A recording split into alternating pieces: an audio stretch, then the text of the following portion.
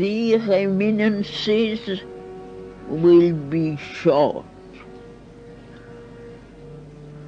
I came to India to meet Sri Aurobindo. I remained in India to live with Sri Aurobindo. When he left his body, I continued to live here in order to do his work, which is by serving the truth and enlightening mankind to hasten the rule of the divine's love upon earth.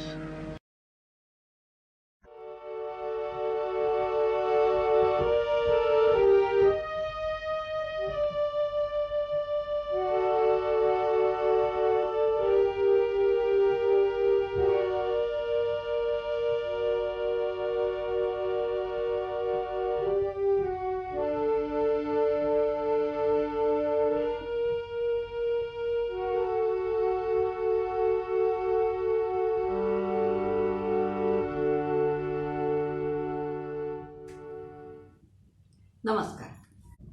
Shri अरविंदांचे तत्वज्ञान, त्यांचा विचार आणि त्यांचं साहित्य हे जनमानसापर्यंत पोचावं, लोकांपर्यंत पोचावं या उद्देशानं सुरू झालेली ही वारी.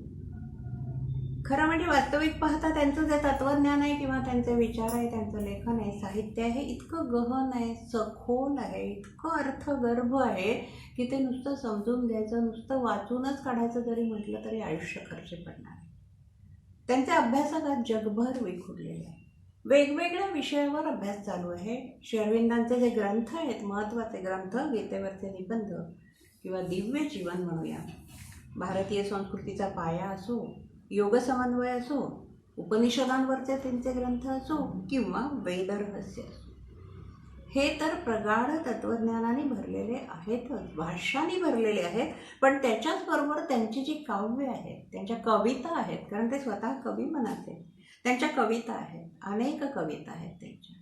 शिवाय त्यांचं भवानी भारती हे खंडकाव्य आणि सावित्री हे महाकाव्य, हे सगळं वाचायचं किंवा समजायचं म्हटलं तर खरं म्हणजे ही सगळी ग्रंथसंपदा समजायला एक आयुष्य आपल्याला पुरेसं होणारच नाही आहे.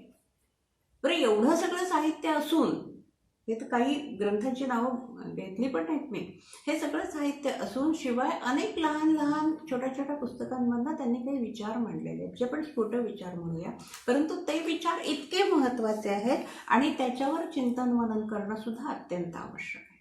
हा विचार मनात आल्यामुळे या लहान लहान पुस्तिकेतल्या विचारातनं एखादा छोटासा विचार घेऊन त्यावर आपला सगळ्यांशी संवाद साधावा या हेतूने मी आज एक छोटी त्यांची पुस्तिका निवडलेली आहे, ज्या पुस्तिकेचं शीर्षक, हे नाव आहे भागवत मुहूर्त. ही जी एक पुस्तिका आहे, छोटीशी भागवत मुहूर्त त्याचं नाव आहे. एवढीशी 133 पानं ज्यामध्ये आहेत अशी ही पुस्तिका आहे. त्याच्यातही 4 विभाग आहेत. त्याचे 4 विभाग आहेत. ते 4 विभागाची नावं अशी आहेत: एक भागवत मुहूर्त, दुसरा योग, तिसरा विभाग आहे पूर्ण ब्रह्म आणि अभिव्यक्ती, शिवाय चौथा विभाग आहे मानव आणि अतिमानव. हे 4 विभाग एवढ्याशा छोट्याशा ह्याच्यामध्ये विभागलेले आहेत. त्याच्यातला जो पहिला विभाग आहे भागवत मुहूर्त, त्याचे सुद्धा 3 उपविभाग आहेत. भागवत मुहूर्त या शीर्षकाने जे लिहिलेलं आहे त्याचे सुद्धा 3 उपविभाग आहेत. त्यातला पहिला विभाग आहे भागवत मुहूर्त, दुसरा आहे पथकाविधान आणि तिसरा आहे दिव्य अतिमानव. यापैकी पहिला छोटासा विभाग, ज्याचा उपविभाग, ज्याचा आपण भागवत मुहूर्त या नावाने आज विचार करणार आहोत, तो फक्त 2 पानाचा आहे. परंतु ती 2च पानं गागर में सागर म्हणतो तशासारखी इतकी गहन विचाराने भरलेली आहेत आणि त्याच्यामध्ये इतकं छान काहीतरी आपल्याला सांगितलेलं आहे की असं वाटतं बापरे, हे कसं सगळं आपल्याला समजणार, कसं आपण ग्रहण करायचं. पण जेव्हा जेव्हा आपण समजायला लागतो, वाचायला लागतो किंवा त्याच्यावर विचार करायला लागतो, ते सगळं आवडायला लागतं. आपण त्याच्यात खोल खोल खोल उतरायला लागतो, अंतरंगात आपण जायला लागतो. आता कसं असतं की कितीही महान जलाशय असेल, अगदी सागर असेल, छोटासा तलाव असो, पोहण्याचा तलाव असो, नदी असो, विहीर असो किंवा सागर असो, काहीही जे काय असेल त्या सगळ्यामध्ये आपण जेव्हा उडी मारायला जातो, आपण जेव्हा उतरायला जातो, तेव्हा आपल्यापुरतंच आपण भिजत असतो. तेवढंच पाणी घेऊन आपण आपल्या शरीरावर घेऊन आपण बाहेर येत असतो. यापेक्षा जास्त होऊ शकत नाही. तसं असतं की प्रत्येकाला त्याच्यामध्ये गेल्यानंतर, आत डुबकी मारल्यानंतर किती खोल जाता येईल हे त्याच्या क्षमतेवर अवलंबून आहे.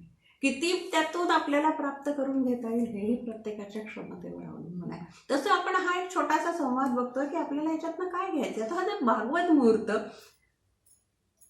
हा शब्द, हे 2 शब्द म्हणूया आपण की आपल्याला आपल्यासमोर आहे.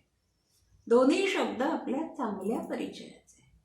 भागवत शब्द माहिती आहे आपल्याला, आपण भागवत ऐकतो.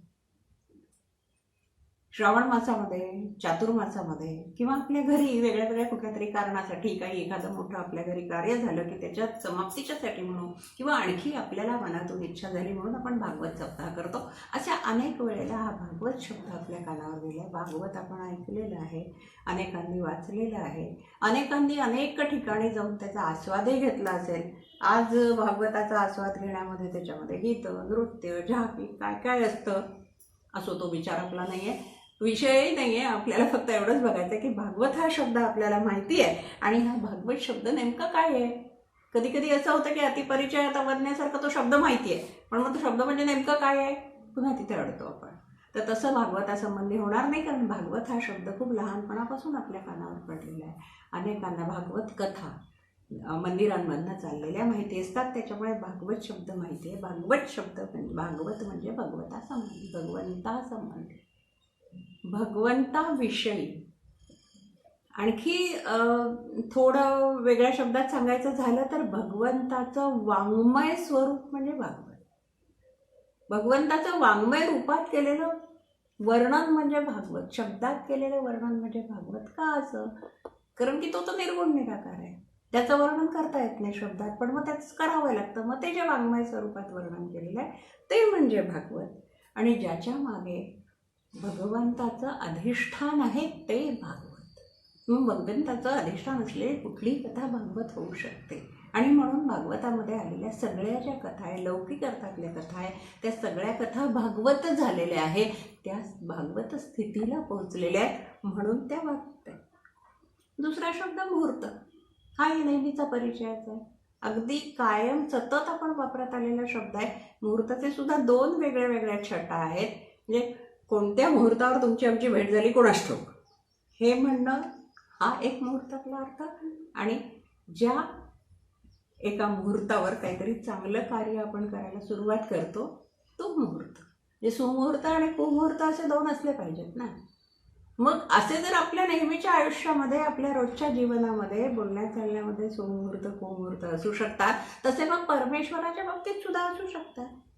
म्हणून मग श्री अरविंदांनी अशी कल्पना केलेली आहे की परमेश्वर या सृष्टीकडे जेव्हा बघत असतो, त्याचीच ही निर्मित सृष्टी आहे, तर काही तो सततच या चराचर सृष्टीमध्ये अस्तित्वात आहे, सगळ्यांबरोबर आहे, सगळ्यांमध्ये आहे, प्रत्येकामध्ये आहे. मग हे सगळं आहे, तर मग आता हे मुहूर्त कसले आले? याचं इंग्रजी नाव आहे या पुस्तकाचं द अवर ऑफ गॉड. परमेश्वराचा तास, म्हणजे ज्याला आपण क्षण म्हणू. अगदी थोडासाच नसल्यामुळे त्याला तास म्हणायचे. परमेश्वराचा क्षण तरी केवढा मोठा, तास तर त्याहून मोठा.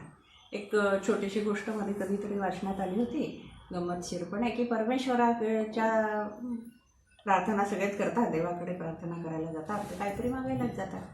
एकाला वाटलं की आपण मागू काहीतरी परमेश्वराला, पण काय मागायचं असं वाटलं तर नाही पाहिजे की आपण खूप मागतोय, मला हे दे, मला ते दे, मला ते दे, असं सगळं म्हणायचं नाही. पण मिळालं तर पाहिजे. मला देवासमोर उभा राहायला, हात जोडून उभा राहायला, देवा मला अमुक दे, तमुक, चांगली बुद्धी दे, हे दे, ते दे, हे तर सगळं झालं. मग त्याच्यानंतर तो म्हणाला, मी तुला काही खूप मागत नाही. हे परमेश्वरा, मला माहिती आहे की तू आमच्याहून किती श्रेष्ठ आहेस, किती मोठा आहेस, किती उच्च आहेस. आमचं जीवन एखाद्या पाण्याच्या बुडबुड्यासारखं आहे, तुझ्या एका क्षणासारखं आहे. तुझा एक क्षण म्हणजे 100 वर्ष. या हिशोबाने विचार केला तर तुझं 100 वर्षाचं आयुष्य म्हणजे केवढं. मग त्याच्यामध्ये आम्ही तर अगदी क्षुल्लक आहोत, काहीच नाही. आमचा एक क्षण हा तुझ्यासाठी काहीच नाही, त्या क्षणाला काही महत्त्वच नाही. तसंच तुला तसंच आमच्या बाकीच्या सगळ्या गोष्टीमध्ये आमचा एक पैसा म्हणजे तुझ्यासाठी 1,00,00,000,000 रुपये. मी तुला फारसं काही मागत नाही, तेव्हा मला फक्त 1 पैसा, तुझा 1 पैसा मला दे. तुझा 1 पैसा जो असेल तो आमच्या कोट्यावधी रुपया इतका महत्त्वाचा आहे. आमचा 1 पैसा किती क्षुल्लक आहे, तुझा 1 पैसा आमच्यासाठी कोट्यावधी रुपयासारखा आहे. तर हे परमेश्वरा, मी तुला काही मागत नाही, मला फक्त 1 पैसा दे तुझा. देव हसला, मनातल्या मनात माहीत केलं आणि त्याच्याकडे बघून म्हणाला की ठीक आहे, काही हरकत नाही, मी देतो तुला 1 पैसा, पण 1 क्षण थांब. गमतीचा भाग सोडला तर परमेश्वराचा क्षण, त्याच्या कृपेचा क्षण, हा 1 क्षण हा केवढा महत्त्वाचा असेल. आपलं सगळं आयुष्य त्याने उजळून जाईल. आपला 1 क्षण सुद्धा त्याची कृपा झाली तरी आपलं आयुष्य उजळून जाणार आहे. तर त्याचा क्षण म्हणजे केवढा मोठा. आणि मग हा श्री अरविंदांनी विचार केला होता त्याचा तास, ॲन आवर, 1 तास परमेश्वराचा. तो काय आहे, नेमकं काय आहे त्या तासाचं? त्यांच्या शब्दामध्ये आपण बघूया. त्याचं हिंदी वाचते आहे मी इथे. त्यांनी जे त्याच्या पुस्तकाचं हिंदीमधलं हे भाषांतर आहे त्याच्यातलं. ऐसी घड़ियाँ आती हैं जब स्वयं परमात्मा मनुष्यों के बीच विचरण करते हैं और हमारी सत्ता के समुद्र पर सर्वत्र परम प्रभु का श्वास फैल जाता है. ऐसी घड़ियाँ म्हणजे 2 ना. 1 क्षण असा की ज्या क्षणी स्वयं परमात्मा मनुष्यों के बीच विचरण करते, म्हणजे ते आपल्यामध्ये असतात, प्रत्यक्षात असतात, प्रत्यक्षात काहीतरी आपल्याला द्यायचं असतं त्यांना. आणि आमच्या सगळ्या सत्तेच्या समुद्रावर, म्हणजे आमच्या संपूर्ण सत्तेवर, आमच्या सगळ्या आयुष्यावर, सगळ्या जीवनावर, सगळ्या विश्वावर त्याचं प्रभुत्व असतं. उनका प्रभु का श्वास फैल जाता है, म्हणजे सगळं काही ते असतं. और दूसरी ऐसी घड़ियाँ आती है जब वे वापस लौट जाते हैं. दुसऱ्या क्षणी परमेश्वर परत जातो. कैसे वापस लौट जाते हैं? इस तरह से वापस लौट जाते हैं कि मनुष्य को अपने ही अहंकार की शक्ति या अशक्ति से काम करने के लिए छोड़ दिए जाते हैं. मनुष्य अपनी ही अहंकार की शक्ति या अशक्ति से काम करने के लिए छोड़ दिए जाते हैं. मानवाला सोडून दिलं जातं. त्याच्या भरोशावर तुझं तू पहा, तुला काय करायचं ते बघ, मी बाबा इथून मोकळा झाला. हा जो भाग आहे, असे 2 मुहूर्त श्री अरविंदांनी कल्पना केलेले आहेत.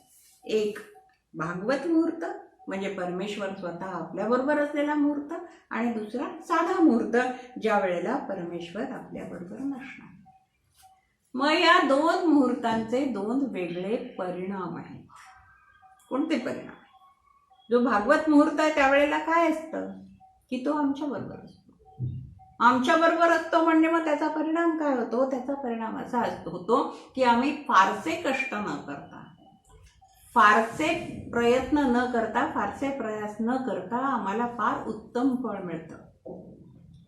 आणि दुसरा, ज्या वेळेला तो आमच्याबरोबर नसतो तेव्हा काय झालेलं असतं की आम्ही कितीही जास्त प्रयत्न केले, कितीही हे केलं, कितीही कष्ट केले तरी फळ मिळताना मात्र ते फळ आम्हाला खूप कमी मिळतं. किती करतोय आम्ही पण आम्हाला काही मिळत नाही. फक्त माणसाच्याच बाबतीत नाही होत, हे संपूर्ण राष्ट्राच्या बाबतीत, देशाच्या बाबतीत, जगाच्या बाबतीत, प्रत्येकाच्या बाबतीमध्ये होतं. मग हे कसं होतं? त्याला काय पर्याय आहे? ते असं होण्याचं कारण काय आहे? एक किस्सा मला आठवतो. कोणीतरी असं सांगितलं आमच्या लहानपणी, म्हणजे मला माझ्यापेक्षा कितीतरी वर्षांनी मोठ्या असलेल्या व्यक्तींनी जेव्हा त्यांच्या लहानपणच्या गोष्टी सांगितल्या तेव्हा ते म्हणत असताना आमच्या लहानपणी काय होतं तेव्हा ते सांगताना सहज गमतीने म्हणाले की आम्ही खिशामध्ये पैसे घेऊन जायचो थोडेसे आणि पिशवीभर सामान घेऊन जायचो. आज अशी स्थिती झालेली आहे की आम्ही पिशवीवर सामान नेलं तर, पिशवीवर पैसे नेले तर खिसाभर तरी सामान येईल की नाही, अशी परिस्थिती निर्माण झालेली. ही जी तफावत आहे, ही तफावत तिथे मला सहज आठवली तुलना करण्यासारखी, की असं होतं की खूप कष्ट करायला लागतात, खूप प्रयत्न करायला लागतात आणि ते नाही साध्य होत. एक आणखी गोष्ट मला इथे सांगायची आहे की कायम श्री अरविंदांच्या साहित्यामध्ये किंवा श्री अरविंदांचे कोणतेही ग्रंथ वाचत असताना किंवा कोणताही विचार करत असताना ही गोष्ट आपण कायम आणि कायम लक्षात ठेवायला हवी आहे. ती गोष्ट म्हणजे श्री अरविंदांचा विचार हा त्रिस्तरीय आहे. कायम त्यांनी ही अगदी खुणगाठ बांधून ठेवायची की त्यांचा विचार करा, त्यांनी जो विचार मांडलेला आहे तो विचार कोणत्याही एका गोष्टीसाठी किंवा असा समांतर पातळीसाठी, क्षितिज समांतर याच्यासाठी नाही आहे, तो 3 डायमेन्शनल आहे किंवा त्रिस्तरीय आहे, 3 लेव्हलवर आहे. तो डायमेन्शन म्हणू, लेव्हल म्हणू, काही म्हटलं तरी ते सारखंच आहे, पण तरी डायमेन्शन हा भाग दृष्टिकोनाचा आहे आणि लेव्हल हा भाग स्तराचा आहे. हे दोन्ही असतं. त्यांच्या विचारांना 3 स्तर पण आहेत आणि 3 डायमेन्शन, 3 आयाम पण आहे, त्रिमितीय आहे आणि त्रिस्तरीय आहे. तर कोणतं असते ते, कोणते ते 3 स्तर असतात? तर पहिला स्तर असतो व्यक्तिविषयक, म्हणजे मी, एक व्यक्ती, कोणीही, मी, तुम्ही, अमुक तमुक, हा तो, असा कोणी एक व्यक्ती, हा एक स्तर झाला. दुसरा स्तर आहे तो व्यक्तीच्या बाहेर पडून समाजाकडे, समष्टीचा स्तर. संपूर्ण समाज, संपूर्ण राष्ट्र, संपूर्ण देश, संपूर्ण विश्व, संपूर्ण पृथ्वी, संपूर्ण चराचर सृष्टी, हा दुसरा स्तर झाला. हा तिसरा आयाम आहे त्यांच्या विचारांना, दुसरा. आणि जो तिसरा आयाम आहे तो ह्या संपूर्ण गोल चराचर सृष्टीकडून फिरून परत आपल्याकडे येतो, तो आतमध्ये येतो आणि आतमध्ये येऊन आपल्या अंतर्मनात स्थित असलेल्या परमेश्वराचा, ब्रह्माचा, परब्रह्माचा, ईश्वराचा, जे काही आपल्याला नाव द्यायचं असेल त्याचा विचार. म्हणजे जर उद्धत होणार असेल मनुष्य तर मनुष्य आपल्या स्वतःच्या स्तरावर वाढतो, मोठा होतो, प्रगती करतो. जसा मनुष्य प्रगती करतो तसा समाज प्रगती करतो, तसा देश प्रगती करतो, तसा राष्ट्र प्रगती करतो, तसा विश्व, संपूर्ण मानवजात प्रगती करते. आणि मग जेव्हा तिसरा स्तर किंवा तिसरा आयाम याचा येतो तेव्हा तो आतमध्ये येऊन आत्मोन्नती होते. ही पुन्हा आपल्या एकट्यापाशी आलेली आहे, पण ती आपल्या आत्म्याची उन्नती आहे. आणि ती जी आपल्या आत्म्याची उन्नती आहे ही आपल्या एकट्याची नसून त्या परमेश्वरापाशी पोहोचण्याची ती उन्नती आहे. म्हणून हा तिसरा आयाम किंवा तिसरा स्तर म्हणून. तसा हा मुहूर्त, हा जो पहिला मुहूर्त आहे भागवत मुहूर्त, ज्या वेळेला परमेश्वर आपल्याबरोबर आहेत त्यावेळेला हा जो काळ आहे तो सगळा काळ अत्यंत सुखाचा असतो. आपल्या आयुष्याचा जर आपण विचार केला तर आपल्या आयुष्यातले काही दिवस असतात, काही वर्ष असतात की अगदी आनंदात सुखात जात असतात, खूप आनंद असतो. जेव्हा केलेल्या प्रत्येक गोष्टीचं आपल्याला फळ मिळत असतं, प्रत्येक गोष्ट आपल्याला प्राप्त करत होत असते. परीक्षेमध्ये कमी अभ्यासात चांगले मार्क मिळून जातात, हवे असेल ती नोकरी मिळून जाते, ज्यांचे काय विवाह वगैरे या सगळ्या गोष्टी असतात त्या वेळेला. म्हणून आपल्याला गुरुजी सांगतात पत्रिका वगैरे पाहिल्यावर, योग चांगले बरं का, ग्रहमान छान आहे, या ह्याच्यामध्ये अमुक अमुक केलं तर ते होईल आहे, हे जे सगळं होतं हे त्यावेळेला होत असतं. प्रकृती चांगली राहते सर्वात महत्त्वाची. आपले मित्रमंडळी, आपली मित्रमंडळी, आपले नातेवाईक आपल्याशी फार छान वागतात, कधी न भेटते पण वागतात चांगले, तेच आपल्याशी चांगले वागतात. कोर्ट कचेऱ्यांच्या कटकटी होत नाही, जर असतील तर त्या सुटतात, त्याच्यातनं आपल्याला लाभच होतो, आपल्या बाजूने निघायला लागतात. ह्या सगळ्या गोष्टी असतात तेव्हा समजावं की आपल्या जीवनामध्ये हा भागवत मुहूर्त आहे. आणि मग जर आता आपल्या जीवनात भागवत मुहूर्त असेल तर राष्ट्राच्या जीवनात केव्हा असेल? राष्ट्राच्या जीवनात, देशाच्या जीवनात, समाजाच्या जीवनात असा भागवत मुहूर्त असतो, असा काळ येतो, असा क्षण येतो. आणि अगदी सहज आठवून पहा, आपल्याच देशाचा काय, सगळ्या जगातल्या सगळ्या देशांचे इतिहास आठवून पाहिले तरी सगळ्यांच्या लक्षात येईल की प्रत्येक देशाच्या इतिहासामध्ये 1-2 वेळा सुवर्णयुग येऊन गेलेलं असतं. आम्ही सांगतो की आमचं सुवर्णयुग होतं, गुप्तकाळ हा सुवर्णयुगाचा काळ होता, विदर्भाचा विचार केला वाकाटकांचा काळ हा सुवर्णयुगाचा काळ होता, अमुक काळ हा सुवर्णयुगाचा. पण हा सुवर्णयुगाचा काळ अनेक दृष्टीने असतो. भौतिक संपत्तीच्या दृष्टीने असतो, धनधान्य समृद्धीच्या दृष्टीने असतो, विचारांच्या दृष्टीने असतो, राजकारणाच्या दृष्टीने असतो. कारण त्या काळामध्ये एक ठराविक काळ असतो पहा, त्या काळामध्ये सगळे तत्वज्ञ, विचारवंत वगैरे, त्या थोड्याफार फरकाने, त्या 100-150 वर्षाच्या फरकाने अनेक तत्वज्ञ, विचारवंत आणि महान लोक, महान आत्मा ज्याला म्हणतात, महात्मे लोक जन्म घेतात खऱ्या अर्थाने. बरं, महात्मा हे लोक सगळे जन्म घेतात. तो जो काळ असतो तो एक काळ असतो.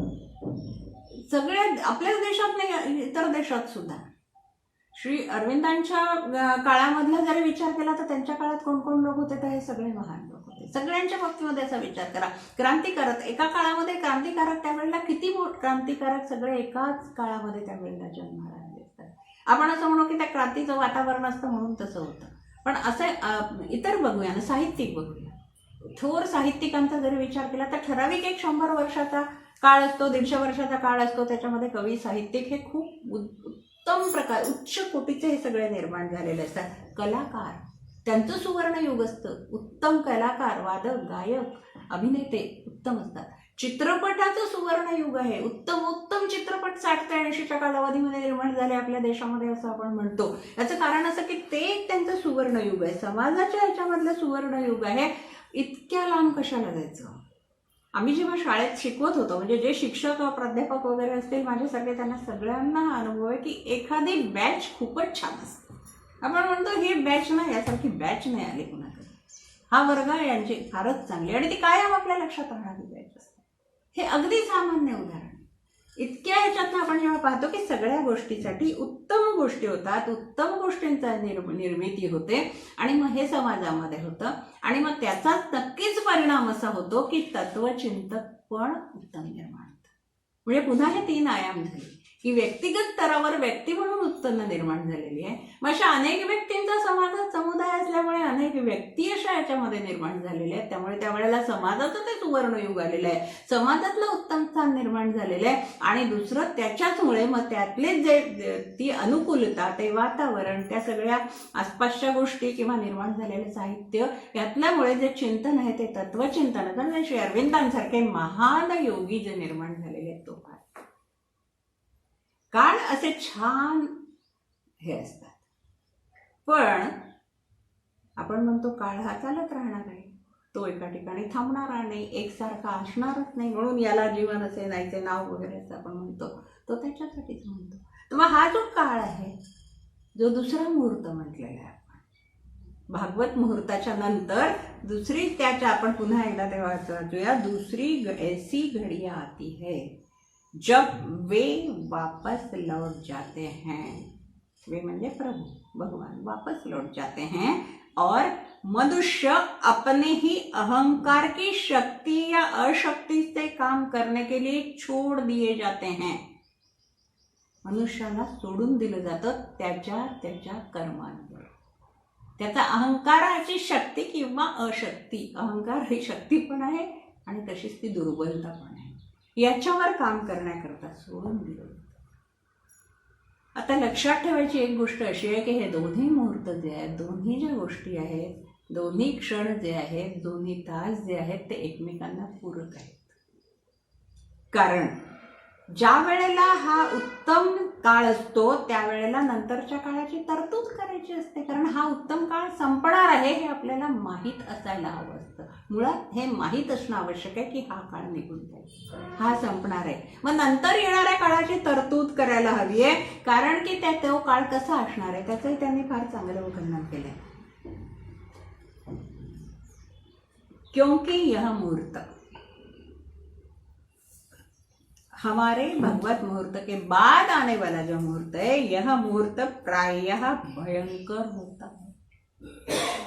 यह एक अग्निकांड, एक बवंडर और एक तूफान होता है.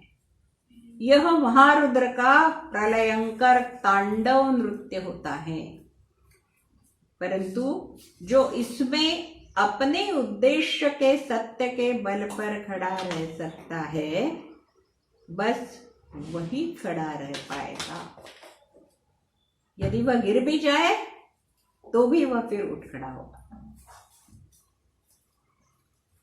तात्पर्य काय? हा जो दुसरे जे क्षण आहे, जो भागवत मुहूर्त निघून गेल्यानंतरची जी वेळ आहे ती भयंकर वेळ आहे. ती फार त्रासदायक वेळ आहे, कष्टदायक वेळ आहे. म्हणजे ही तर फारच छोटी गोष्ट आहे की आपण कष्ट करतोय आणि त्याचे आपल्याला फारसं चांगलं फळ मिळत नाही, कारण आपण इतकी मरमर केली तरी आम्हाला काही हे नाही होत, त्याचं कोणी कदरच नाही आमची कोणाला वगैरे, या फारच छोट्या गोष्टी. परंतु हा जो काळ म्हटलेला आहे भयंकर, अग्निकांड, बवंडर और तूफान होता है, प्रलयंकारी होता है. मी आज हा विषय आपल्याशी संवादात्मक रूपाने घ्यायचा किंवा आपल्याशी या विषयावर थोडासा संवाद करायचा विचार केला, कारण की मला असं वाटतंय की आजची जी परिस्थिती आपल्यासमोर आलेली आहे ही परिस्थिती भागवत मुहूर्त समाप्त झाल्याची स्थिती आहे. गेलं वर्षभर आपण अनुभवतोय आणि त्याच्यामुळे केवळ तुमच्या माझ्या घरी, तुमच्या माझ्या प्रांतात किंवा आपल्या देशात नव्हे तर सगळ्या जगभर एक मोठं संकट आलेलं. भागवत मुहूर्त निघून गेल्यानंतर महायुद्ध झाले. भागवत मुहूर्त असताना पृथ्वीवर अस्तित्वात असताना नाही झालं. तर मग आता हा जो काळ आलेला आहे की याच्यामध्ये आपल्याला या काळातच आपल्याला पूर्ण स्वतःच्या सगळ्या शक्ती एकवटून उभं राहायचं आहे आणि पुढे येणाऱ्या भागवत मुहूर्तामध्ये काय करायचं याचा विचार करायचा. हा संपणार काय, जसा भागवत मुहूर्त संपला तसा हा पण संपणार आहे. हा काळ आपल्याबरोबर आलेला आहे. या काळाने आपल्याला वेळ दिलाय. आपण घरी बसलोय, अनेक कामं स्थगित करून घरी बसलोय. जास्तीत जास्त वेळ आपल्याला दिलाय आणि यांनी आपल्याला जो वेळ दिलाय त्या वेळात काय करायचंय. इतकं सुंदर म्हटलेलं आहे त्यांनी, म्हणजे ते शब्दच त्यांचे इतके छान आहेत या ठिकाणी. धो डालो अपनी अंतरात्मा के समस्त आत्म प्रवंचना ढोंग और थोती आत्म प्रशंसा की वृत्ति को. आत्म प्रवंचना, आपल्याला जे वाटत असतो येऊ करू तेऊ करू, अमुक करू तमुक करू, आम्ही ठरवलं हे करू ते करू ते करू. जानेवारी महिन्यात ठरवलेली गोष्ट फेब्रुवारी संपत नाही तर त्यानंतर काहीही आपण करू शकलो नाही हे आपल्या सहज लक्षात येईल. त्याच्यामुळे ही जी एक प्रौढी आहे ती दूर होण्याचा क्षण आहे. समस्त आत्मवंचना, ढोंग और थोती आत्मप्रशंसा, खूप महत्वाचे शब्द आहेत. आत्मप्रशंसा, आत्मवंचना, आणि त्यांनी आणखी शब्द वापरलाय आत्मप्रवंचना. वंचना करणं, फसवणूक करणं. प्रवंचना म्हणजे त्याहीपेक्षा मोठी फसवणूक. हिंदीमध्ये त्याला धोकाधडी म्हणतो, धूर्तपणे, खूप आहे. तर ही आपण आपली स्वतःची करतो आहोत का हा विचार करायचा. आणि आपल्याला यावेळेला हा विचार करायला वेळ मिळालेला आहे. बराच वेळ आपण, आणि मला असं वाटतं की ह्या जो आपल्याला 7-8 महिन्यांचा 6-7 महिन्यांचा काळ मिळालेला आहे त्या काळात आपण हे सगळं केलेलं आहे, की आपण विचार केलेला आहे स्वतःबद्दल. आपण स्वतःला धोका देतोय का, आपण स्वतःला फसवतोय का, कसं कळणार आहे, कसं कळायचं हे सगळं. आपण स्वतःसाठी काय वागतो आहोत हे आपल्याला जर कळायचं असेल तर आपण आपल्या स्वतःचं मनच आधी जाणलं पाहिजे. थोडंसं स्वतःच्या मनाकडे वळलं पाहिजे. बाहेरचे सगळे आवाज बंद करून आतला आवाज ऐकला पाहिजे. बाहेरच्या सगळे दरवाजे बंद करून स्वतः आत उतरायचा प्रयत्न केला पाहिजे. तर आपल्याला कळेल की आपण हे काय करतो. आणि ते जाणलं तर आपण परमेश्वराला जाणतो. प्राणी अपने प्रभु से पूछे किस विध पाए तो है, प्रभु कहे तो तू मन को पाले पा जाएगा मोहे. मी तुला कसं प्राप्त करू, तर कसं जाणू, कसं ओळखू. परमेश्वर म्हणतो की काहीच गरज नाही एवढं सगळं कसं ओळखून कसं जाणूसाठी. ते सगळं तुझ्या मनामध्ये आहे. स्वतःच्या मनाला ओळखून घे, जाणून घे. मग हा जो आपला भागवत मुहूर्त निघून गेलेला आजचा काळ आपल्यासमोर आहे, याच्यामध्ये पुन्हा हा तिसरा आयाम आपण श्री अरविंदांनी सांगितलेला लक्षात घ्यायचा आहे. आपल्या स्वतःच्या शरीराच्या संदर्भामध्ये जर ते संकट आलेलं असेल तर त्या संकटाचा परिहार आपण केलेला आहे, करतोय प्रयत्नपूर्वक. सगळे त्याच्यासाठी मदत करतात. आणि गंमत अशी झालेली आहे की हे संकट असं आहे की याला धावून कोणाला मदतीलाही धावून जाता येत नाही. आता याच्यापूर्वी जी संकट होती, पूर आहे, भूकंप झालाय, अमुक झालाय, तमुक झालाय, आपण धावून मदत करू शकत होतो. इथे आपल्याच घरच्या व्यक्तीला आपण जाऊन मदत करू शकत नाही, या दवाखान्यात जाऊ शकत नाही, त्याच्याजवळ बसू शकत नाही, काहीच करू शकत नाही. त्यामुळे आता आपण हा स्वतः विचार करण्याची आहे की नेमकं काय आहे. हे सगळं आपल्याला जाणवलं आहे. म्हणजे आपल्या स्तरावर पडझड झाली आहे, सामाजिक स्तरावर, राष्ट्रीय स्तरावर पडझड झालेली आहे. खूप मोठं नुकसान झालेलं आहे. ते भरून काढणं याच्यासाठी पुन्हा आता आपला तिसरा जो आयाम आहे श्री अरविंदांनी दिलेला आत्मिक विचाराचा आयाम, आणि तिसरा जो आयाम घेतलाय तो विचारात घेतल्यानंतर आपण जेव्हा पुन्हा आतमध्ये वळू, सगळे मार्ग आपण बंद करू बाहेरचे, आणि या मार्गावर जायला लागू की ज्याच्यामुळे पुढचा जो भागवत मुहूर्त येणार आहे त्याला सामोरं जायची आमची तयारी पाहिजे. कारण की त्या मुहूर्तावर जर आम्ही काही प्राप्त नाही केलं तर काही अर्थच नाहीये. पुढला भागवत मुहूर्त येणार आहे त्याची तयारी आज आपल्याला करायची आहे, नाही तर मग काय होईल ते त्यांनी स्पष्ट म्हटलंय. अभागा है वह मनुष्य या राष्ट्र जो भागवत मुहूर्त के आने पर सोया पड़ा हो या उसका उपयोग करने के लिए तैयार न हो. पुढे जो चांगला काळ येणार आहे त्याचा उपयोग करण्यासाठी, त्याच्यातून सगळं काही चांगलं निष्पन्न व्हावं यासाठी आज तयारी करायची. आणि मग हा तयारी करण्यासाठी मार्ग कोणते? ह्या मार्गाचं विवरण, ह्या मार्गाचं विवेचन किंवा या मार्गाचं मार्गदर्शन त्यांनी आपल्या पुढल्या छोट्याशा निबंधात केलंय, ज्याचं नाव आहे पथके विधान. ते आपण याच्यानंतर पाहूया आणि आज इथंच थांबूया. धन्यवाद.